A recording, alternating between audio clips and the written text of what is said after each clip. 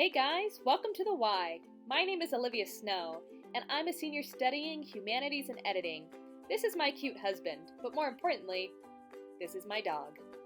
I'd like to share with you what I wish I knew as a first-year student. I've been a TA for a lot of classes, and it's my job to grade papers. So here are the 3 most common mistakes in first-year writing.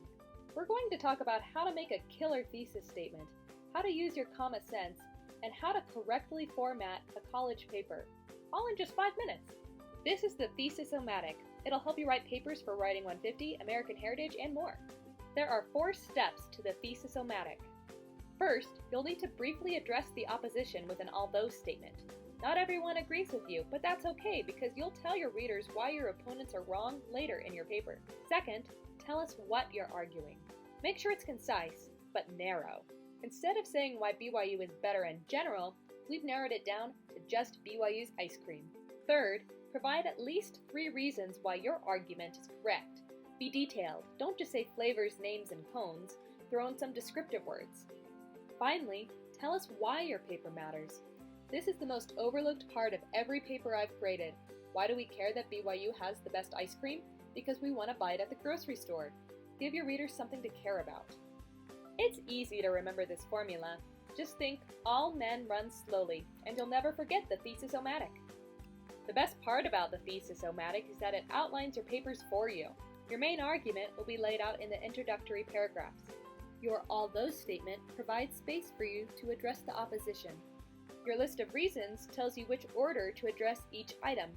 And your so what provides a nice place for you to tie everything together before your conclusion.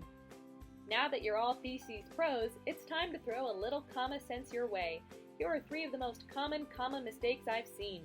Did you know that commas can save lives? Let's use this example. Before eating, Neville got a... Wait, what?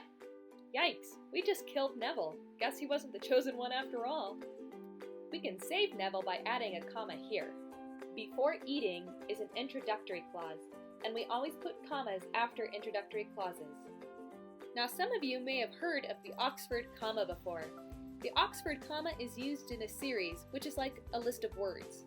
And when you don't use it, things get messy. For example, Harry had a dream about his parents, Snape and McGonagall.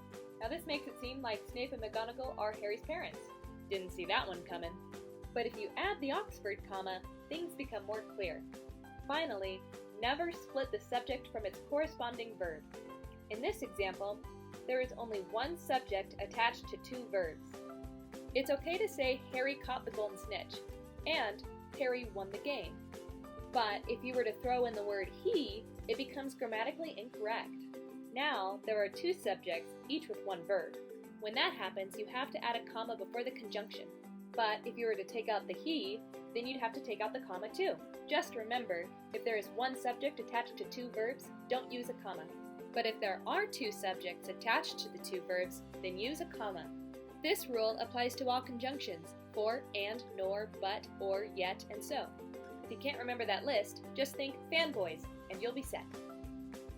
Lastly, many professors will dock you points if your paper isn't formatted correctly. Always listen to how they want it, because it can be different for every professor. If they don't specify, follow this format. Make sure your margins are 1 inch wide on every side. Double space your text, all of it. Use Times New Roman size 12 font, nothing fancy. Use the header options. Type out your last name and apply page numbers. Center align your title and don't bold it. Make it look just like the rest of your text. Lastly, always put these 4 elements in this order at the top left of your paper.